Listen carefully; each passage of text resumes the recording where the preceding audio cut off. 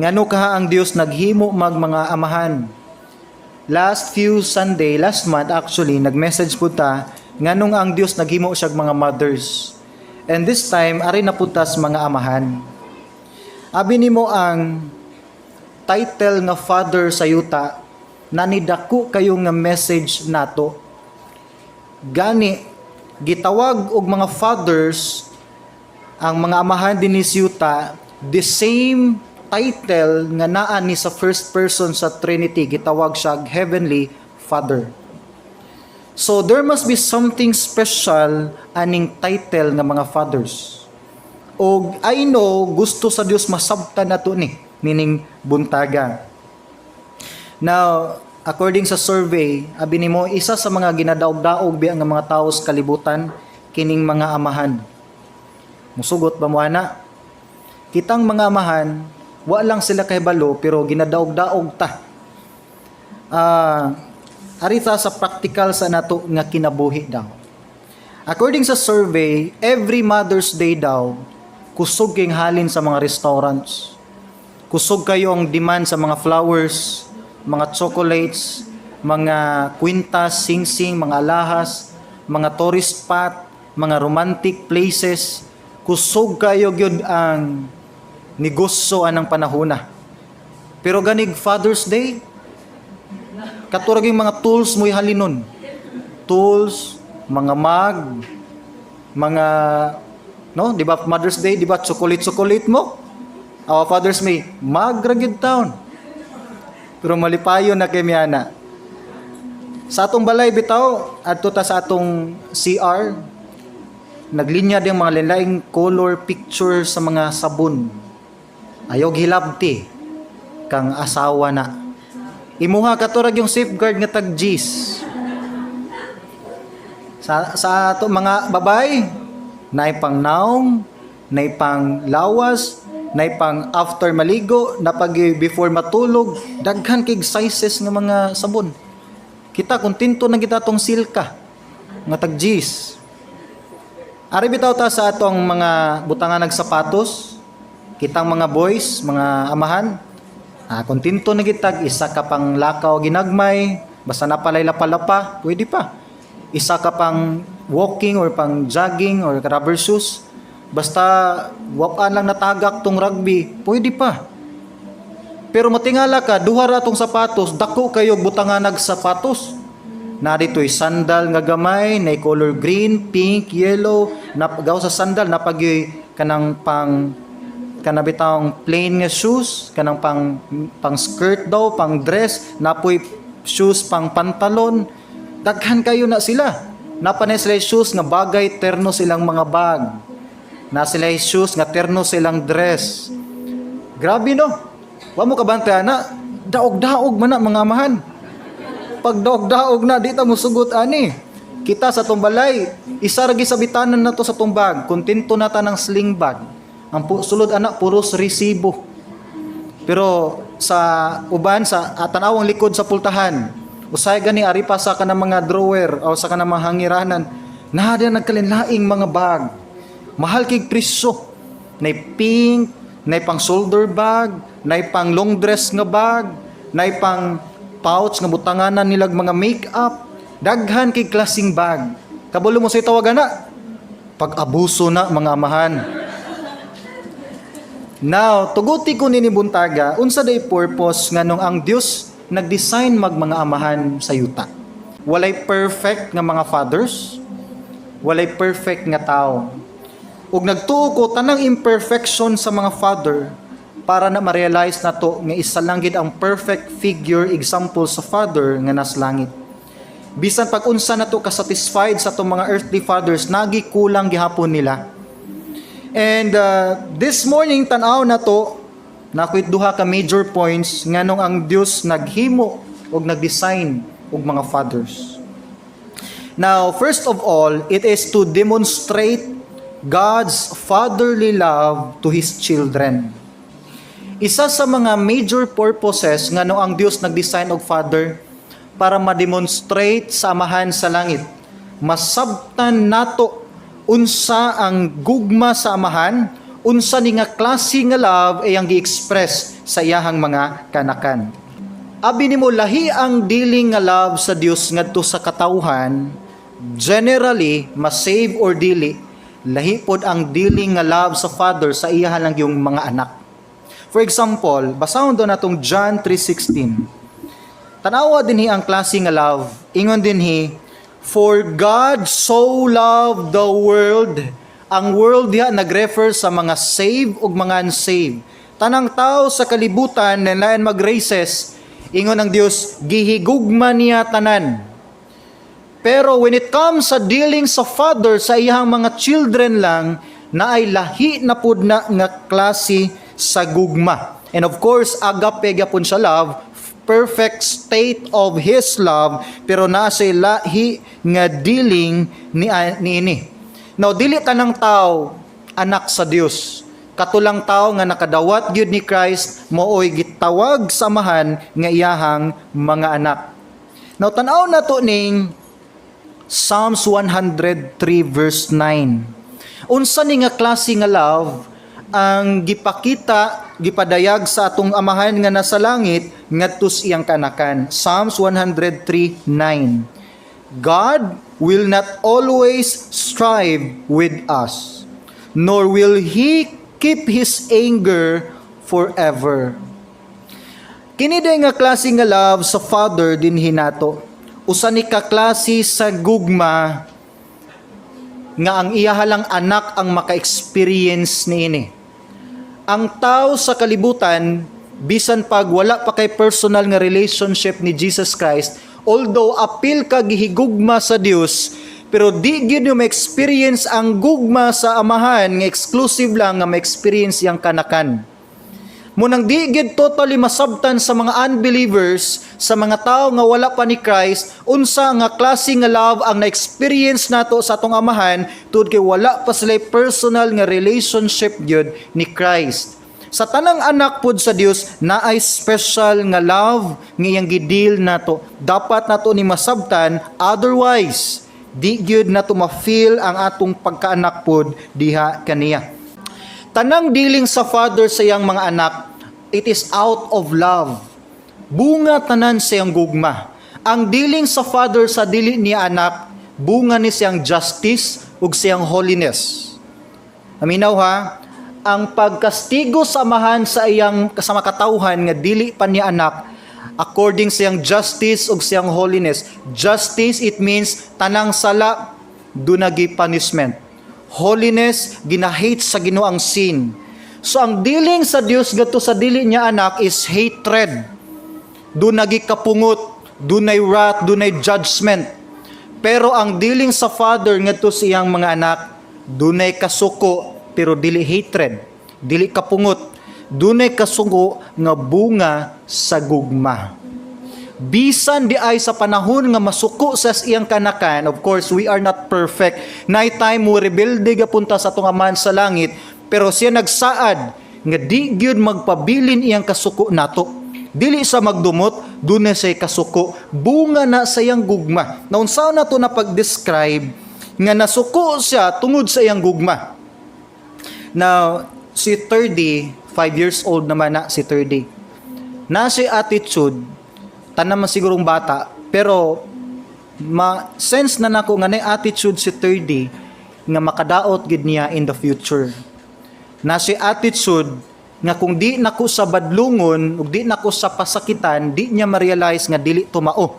Ug kung dili tumawala ni 30 nga attitude, mag-suffer siya sa iyang pagkabatan-on hantod na siyang pagdako. Ug ang akong love niya, dili ko ka-afford magtan-aw niya nga one day mo dako sa na nga klase nga attitude nga mao ikapahamak niya. Tungod sa akong love sa akong bata, pilio nako nga pasakitan nako siya para makorek siya. Get the point?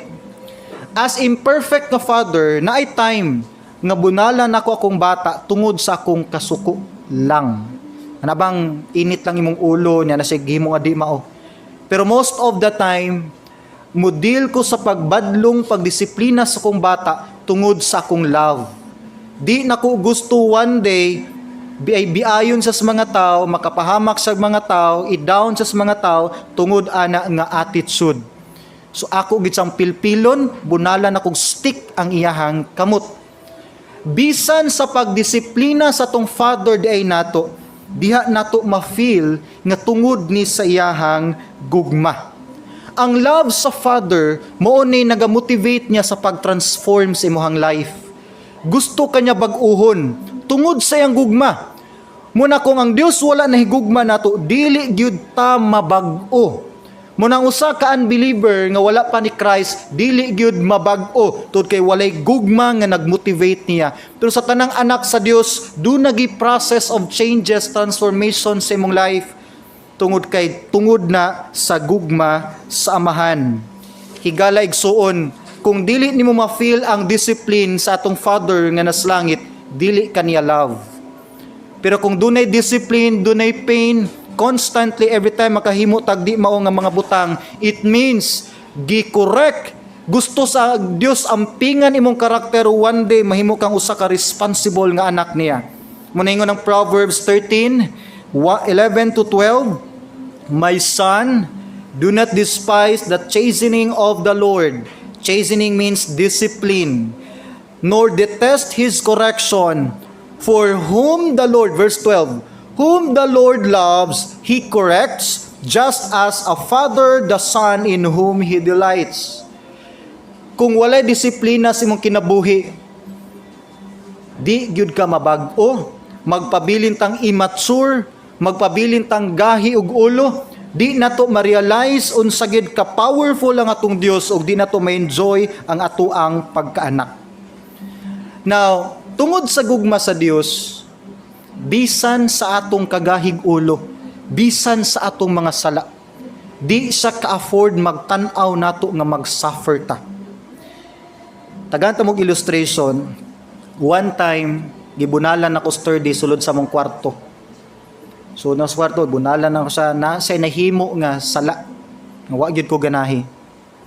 Kuha na akong stick, say bakos gid akong gamiton. Ipa-feel na ako gid ang pain. Wa may discipline kung gitikon nimong tao. Tagaan mo chocolates, pain gyud. And nihilak siya. Abi nimo, every time nagbunal ko niya, nasakitan pud biya ko. Ma-feel na ko gid ang pain sulod sa iyahang gibati. Pero kinahanglan nako himuon kay love nako siya. Di nako gusto nga may ana iyang attitude. Nigawas ko sa isang hilak, gawas ko kadali. After 5 minutes, nibalik ko sa kwarto. Pagbalik na ko sa kwarto, sige siya danguy-ngoy, siya hibi-hibi. Grabe nimo, lahi kay nga third day akong nakita. Nitutok sag maayo nako nga luoy kay ugnaw. Sige sag hilak, sig tulo yang luha. Isag tutok nako, nilakaw ko dito, tutok yun sa nako siyag hibi. Luoy kay gnaw, tutok tapod sa nako siyag hibi. Ento ni duol ko siyang atubangan. Sig tan-aw nako sa hilak. Wa say words nga gibuhian. Enough na iyang mga luha nga nangatagak nga nagpasabot nga nasakitan siya. Kabalo mo unsay strange kanya nga gibuhat. Sige siya gihilak, niya miisa sa siyang duha ka kamot. Tanang amahan kasabot unsa nga klase nga body language sa mga bata. Once mo isa siyang kamot niya sighilak, nangayo siya, comfort, gusto siya magpakarga. Bisag unsa kagahi sa kasing-kasing sa amahan, pagtan-aw na ko sa kong bata nga gisakitan siya, nagsuffer. Pero despite nga nasabtan niya nga siya nakasala, naagya pun siya confident nga misakas iyang kamot kay kahibalo sa nga di gyud kaako ang iyang amahan nga magantos lang sa gibati sa iyang kahimpang. Nasa confident nga kung mga isag comfort sa iyang papa, pasanon gyud siya niini. Gikuha nako siya, sag unsa nako kasuko niya, nakarga nako sa sakong abaga, ni hunong siya gihilak ug na comfort ang akong bata. Higala igsuon, bisan unsa kasuko sa Dios biya nato, Nasakitan ba siya nagtanaw sa panahon nga gidisiplina kaniya? Pero sa panahon nga muhangad na ka sa langit, mangayo na ka sa iyang tabang ug sa iyang comfort, dali kayo mawala ang iyang kasuko nimo.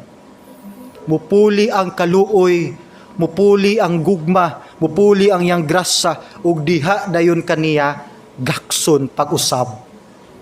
Muni point sa verse gingon ganiya sa Psalms 103 verse 9. Ang gingon din ha, nor will he keep his anger forever. Kay bisan pag-unsa niya ka hiubos sa imong kinabuhi, isa ka kasing-kasing lang nga mutawag na ka sa Dios. Katong time nga di na nimo kaya, muhin ka, Ginoo, na pa ba ka diha? Pwede ba ko nimo tabangan? Dali kayo mausab iyang kasing-kasing para sa iyang mga anak. Amen? Number 2, nag-design siya mga fathers to let us understand our access to Him. Importante masabtan nato ang access nato sa atong amahan nga nasa langit. Daghan biyag mga anak ang Dios, pero maulaw ta usahay muduol niya sa pag-ampo. And sometimes we pray nga muratag nagpray sa usa ka judge, isa ka lawyer nga muratag nagkinto. Pero nailahi kayo nga approach nato sa atong Father nga nasa langit if ato siyang itrato nga atong amahan, mahigugmaon nga amahan. Isa sa lisod biya tuuhan nga kita makasasala, kita ultimo kayo nga binuhat, kita mga kaaway sa Dios, nahugawan sa sala ni una pag yung nirebuildi sa tanang binuhat sa Dios. Kinsa kata nga pakamatyan ta ni Christ, nga higugmaon ta sa Dios, himuon pagitang anak sa pinaka Dios sa tanang Dios, hari sa tanang hari. Now nako isa ka illustration. Na isa ka hari nasa iyang palasyo, sa isa ka private niya nga dako nga room, ang hari nagpatawag siya meeting sa mga kadagkuan. Tawag niya tanang mga officials, tanang mga dagkog ranggo, advisors, mga committees, apil ang mga royal guards ug ang mga general sa mga armies. Tanang mga dagkog posisyon nagpundok dito sa iyang private room sa isa ka meeting. During sa meeting, kalit lang nay nanuktok sa dako kay nga pultahan. Una wa na panumbalinga, how come nay makadare og panuktok during sa meeting sa hari? Nanuktok na pod og usab.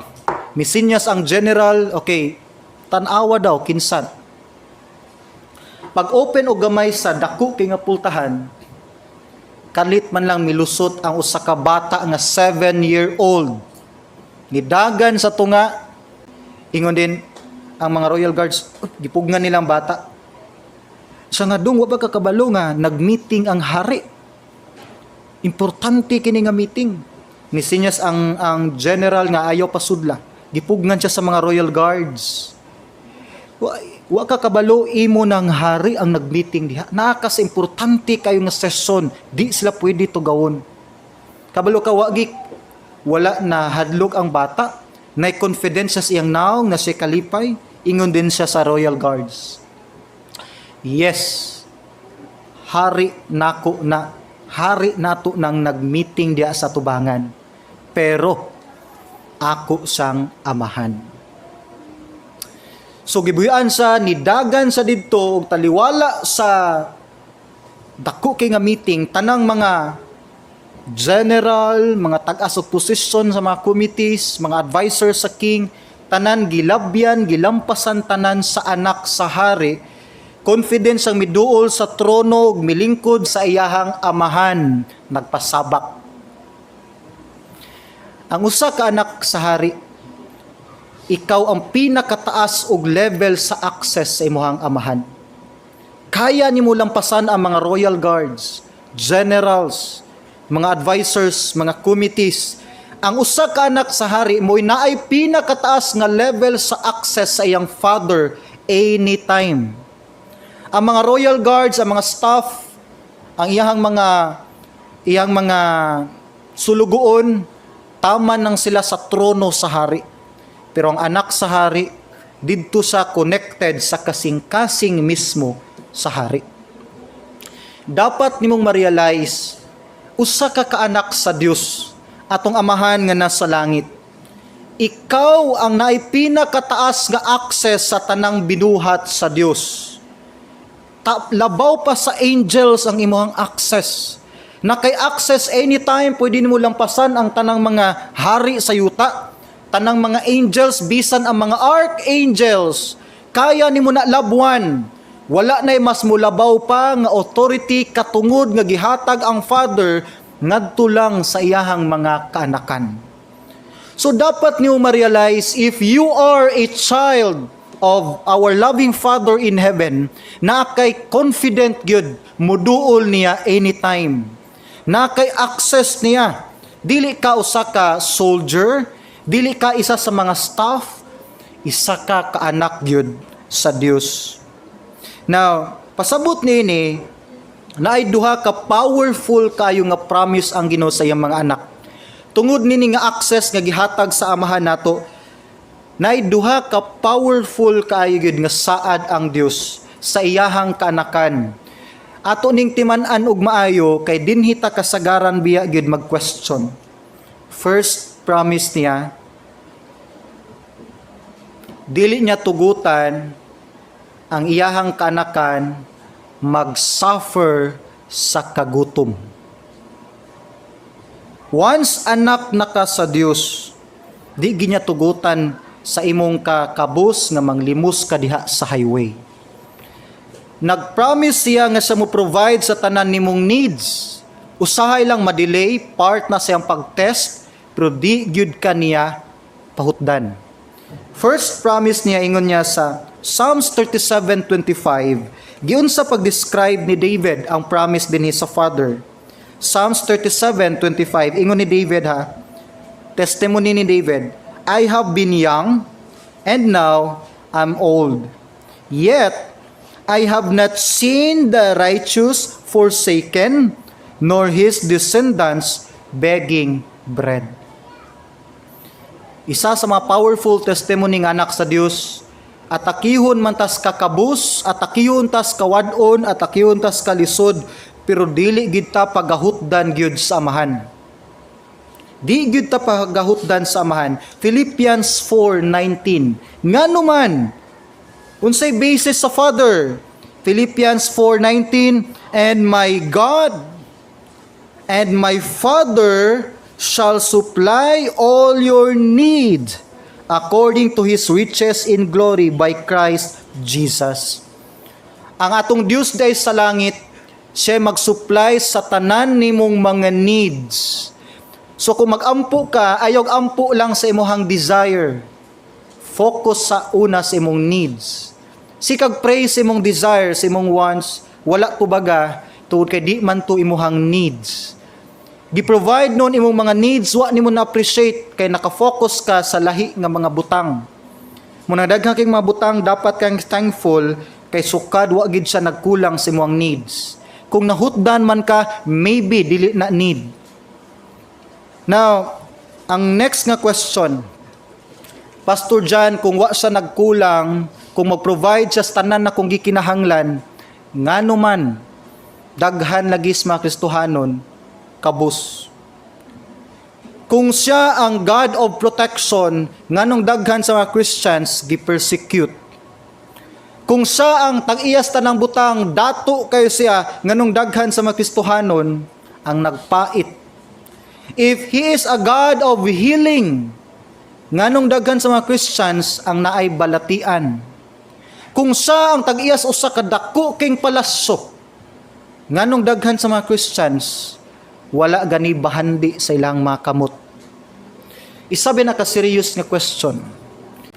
So ang common thinking sa tao, kung anak kag hari, naakas palaso, naakas kalipay, naakas abunda, naakas sa security, naakas sa healing, naakas sa blessing nga kinabuhi.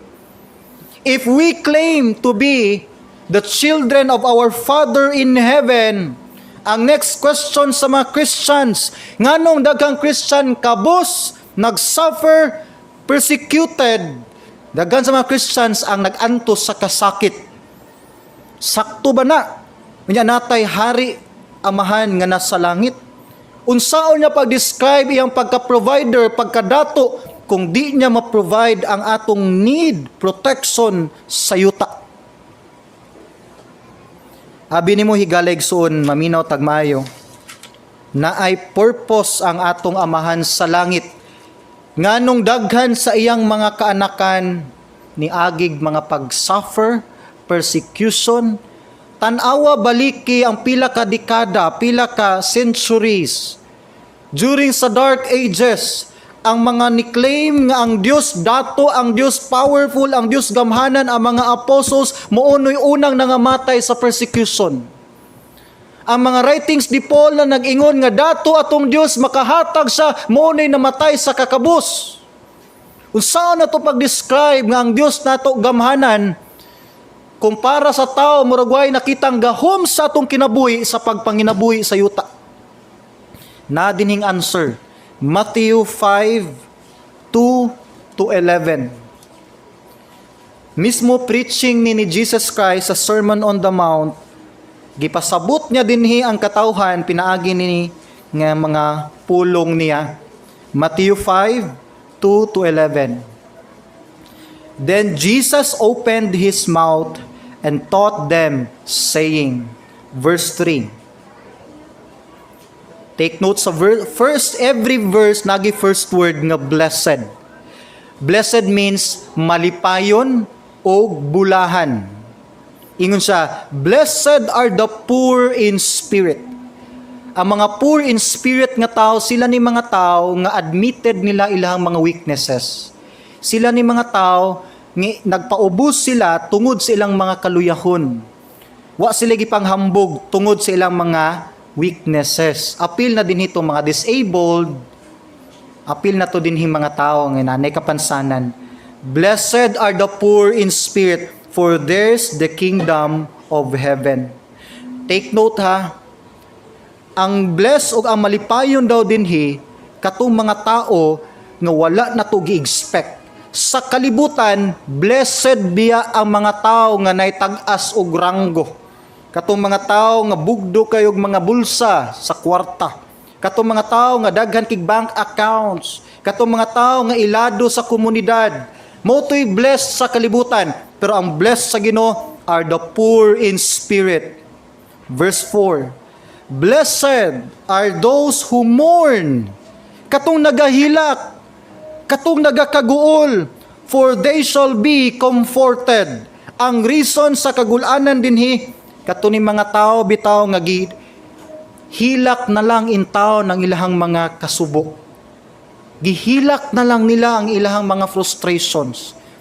Instead nga mo compromise sila, mo backslide sila sa Ginoo, ila na lang gihilak tanan sa Dios diha sa pag-ampo.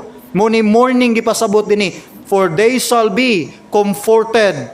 Ang Dios mo comfort nila. Verse 5. Blessed are the meek, mga humble nga mga tao, for they shall inherit the earth. Notice ninyo, ang tanan nga mga blessed din nga tao, katong mga tao nga makita na to sa yuta nga murabag dili blessed.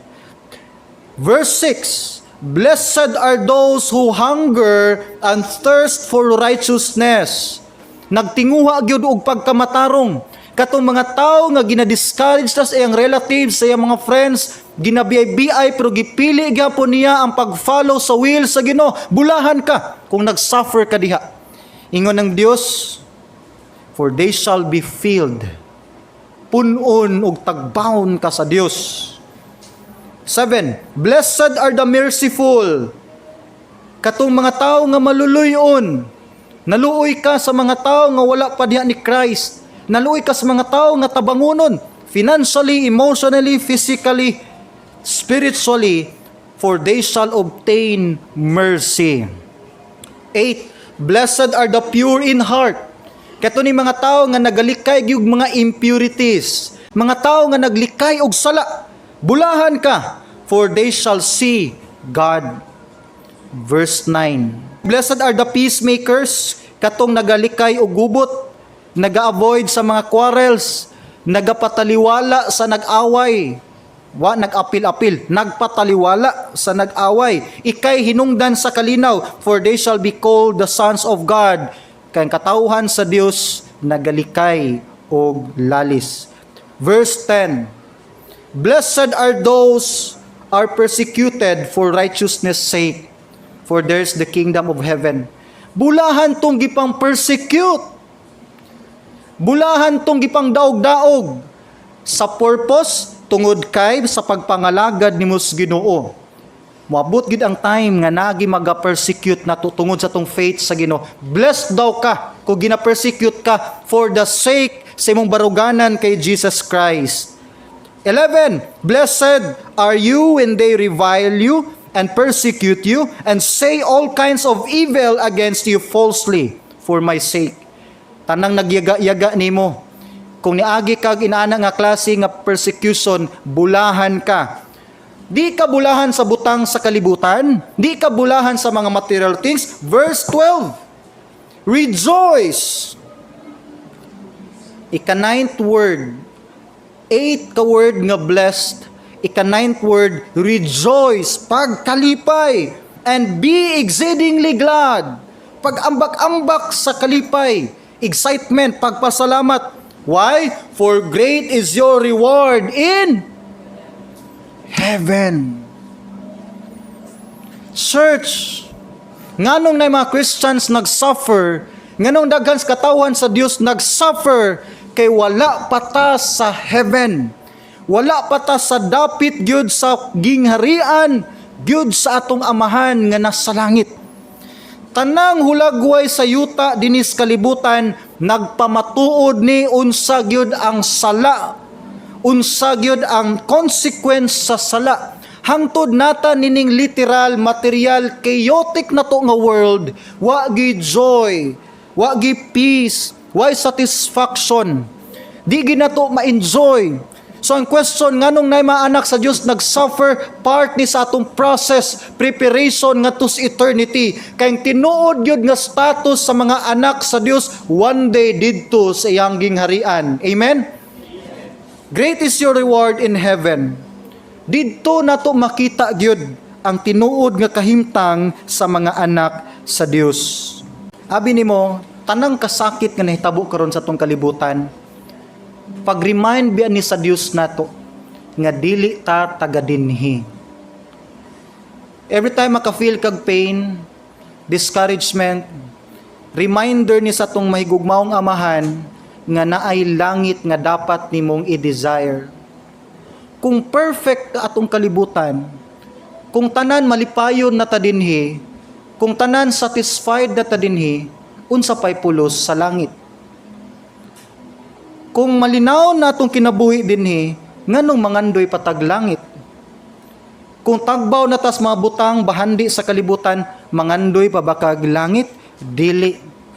Pero every time kusukusuon kas persecution, kawadon, problema, sige kag hangad gyud sa Dios, Lord, excited ko pohon sa langit nga imong gisaad nako. And the more ka maging aware sa mga butang nga langit nun, the more ka conscious sa imuhang relationship o imong fellowship sa imong mahigugmaong amahan.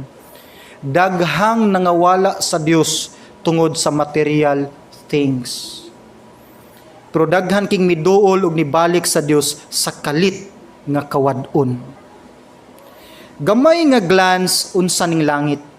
Unsa ning butang day nga tinguhaon nato. Revelation 21 1-4. Revelation 21, 1-4. Now I saw a new heaven and a new earth. One day sa eternity, na ay bag-ong langit nga buhaton ang Dios nga wala nay sala mga maka-influence pa nini. Nasay bag-ong yuta or kalibutan nga buhaton. One day sa eternity. This time, gilabay na si Satan ang author sa sin. Tanan, perfection na ang magagovern sa kinabuhi sa tao. One day sa eternity, na bagong langit, bagong kapanganuran, bagong kalibutan ang buhaton sa Dios. For the first heaven and the first earth had passed away. Also, there was no more sea. Then I, John, saw the holy city, the new Jerusalem, na bagong langit, bagong kalibutan, bagong Jerusalem nga gitawag og balaan nga syudad. Naay balaan nga syudad ug mo ning gimension ni Christ sa John 14 nga in my Father's house are many mansions. Daghag mga mansion dito sa langit. Coming down out of heaven from God, prepared as a bride. That time, ang tanang member sa church ni Jesus Christ sa heaven, sa eternity, tratuhon siya nga bride ni Jesus Christ. Importante og bililhon kayo nga tao. Verse 3, and I heard a loud voice from heaven saying, Behold, the tabernacle of God is with men, and He will dwell with them, and they shall be His people. So one day sa eternity sa New Jerusalem, dito mupuyo ang tanang anak ug kabahin sa lawas sa atong Ginoong Hesus sa bag-ong syudad. Ug didto na mupuyo ang Dios uban kanato. And ingon sa verse 4, and God will wipe away every tear from their eyes. Higaleg soon, sa diyang ablihan na sa Dios ang tabil sa eternidad. Makita nan mo di ang streets of gold, ang choir sa mga angels, ang naggilak-gilak na kolor, hulagway sa mga mansions sa New Jerusalem. Sirang makita nimo ang kaanyag sa himaya sa Dios. Muhila kas kalipay. Wala ni pain, wala ni kasakit, tumang kalipay ang imong ma-feel sa langit. Ug ingon pa dinhi sa imong kalipay makahilak gyud ka ug ang Dios mismo ang mupahid sa imong mga luha. Nganuman, for the former things have passed away. Gisunog na sa Ginoo ang balay sa sala, ang balay is discouragement, ang author sa sin, gilabay na sa lake of fire. O kini nga lugar, ingon dinhi, for the former things have passed away, no more death. Di na mamatay ang tao. No more sorrow. Wala na'y kasakit o kagulanan. No more crying. Di na ka muhilak dito kay masakitan ka. Hilak na kaskalipay, and there shall be no more pain, for the former things have passed away. Wala na'y kasakit. Usa ka dapit nga dapat kang ma-excited higala igsuon. So tanang mga kasakit na experience ato dinhi sa yuta, preparation lang gyud sa eternity. Naay tinuod nga dapit sudad balay nga dapat natong pangandaman, dapat kang ma-excited. Question ako, anak na ba ka sa Dios? Nakadawat na ba ka ni Jesus Christ, ni mohang personal Lord and Savior? Kung wala pa, dawata gyud si Christ. Willing ka magpa-Bible study, mag-Bible study ta sa inyong balay. And this time, sa tanang nakadawat na kay Jesus Christ, ang next nga challenge sa imong life, ang pagsunod niya diha sa tubig sa pagpabautismo. Ang scriptural baptism. Human ka makadawat na ni Christ, aron legally makatungtong ka sa bag-ong syudad, bag-ong Jerusalem, saad niya ni ngadto sa iyang bride. Ug ang bride ni Jesus Christ ang member mismo sa iyang church ug sa iyang body. Ug ang way nga mahimo kang part sa body ni Christ pinagi sa imong decision sa water baptism. So karon na naman tay mga nag-forward for baptism last few Sundays. Pwede na ko gihangyo magtindog lang mo kadali sa tanang nag-decide na for water baptism. Tindog lang mo ay magkaulaw. Okay. Ang decision sa pagbaptize, dili ako ang maka-decide for water baptism. Ang church mo na authority gyud sa pagbaptize. Mo facilitate lang ko, pero ang mo approve gyud sa ilang baptism ang church. kay ang church may gibilinan sa Ginoo sa authority, dili man ang pastor. So akong hangyoon ang approval sa body. Ato bang dawaton ang ilang desisyon for water baptism? Ingon lang tag amen. Amen. So right now, i-approve sa body decision ninyo Mariel, Brendo, James, Lanibet, Kurt, si Lucille, Andrea, Shanley ug si Ate Rica. Gi-accept sa body yung decision for water baptism. Pwede na ito pasalamatan ng Ginoo silang decision. You may now be seated. Pwede na mo maglingkod. And sa gusto mo decide for water baptism, i-approach lang ko aron nga ma-accept mo sa body. Okay? At this formal nga way, pag-accept yung baptism, si church gid mo accept. Pwede ta manindog palihog, mag-ampo ta.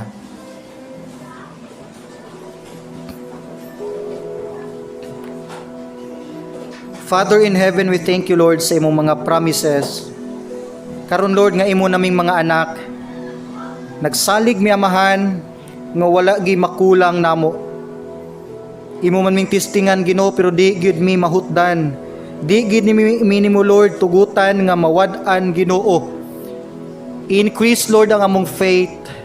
Unsa man ang mga challenges karon, Lord, among gyagyan amahan, increase ang among faith. Lord, malaumon mi nga imong mga anak, wala na'y makapahimulag panamo gikan kanimo. Nga bisan unsa namo, Lord, ka rebellious, naa kay disiplina nga pagabuhaton, Ginoo. Pero Lord, sa panahon nga dunay repentance ang among kasing-kasing, dali kay ka, Ginoo, makapaubos sa imong kaugalingon o gakson mi amahan diha sa imong sabakan. Salamat, Lord, sa assurance nga wala na'y makapahimulag namo gikan pa sa imong kamot ug sa imong kasing-kasing. Amahan, himua lang ming responsible, samtang naghulat mi sa iyong pagbalik, may responsible sa gospel, responsible sa among pag-serve nimo, responsible sa mga friends and relatives nga wala pa diha nimo, responsible sa pagsimba, responsible, Lord, sa pag-look forward sa mga heavenly things. I-bless, Lord, among mga commitments nini mga orasa. Sa tanang wala pa'y relationship ni Christ, gipray na ko, Lord, kini nga message may mong eye-opener sa iyang soul, nga i-desire pa niya, Lord, more ang iyang knowledge kang Jesus Christ. Sa tanang nag-decide for water baptism, Ginoo, i-guard ilang heart, i-sealed, Lord, ilang commitment, nga Ginoo, dili na musibog pa unsa may hagit sa kalibutan, ug formally, Lord, mahimo silang part na gyud nga magpuyo sa balaan nimong sudad puhon sa langit. Ginoo, kining tanan amahan namo gining gilauman, ikaw magabantay, magauban ka namo pinagi sa balaan nimong espiritu. Declaim namo ni by faith. In Jesus name we pray. Amen ug amen.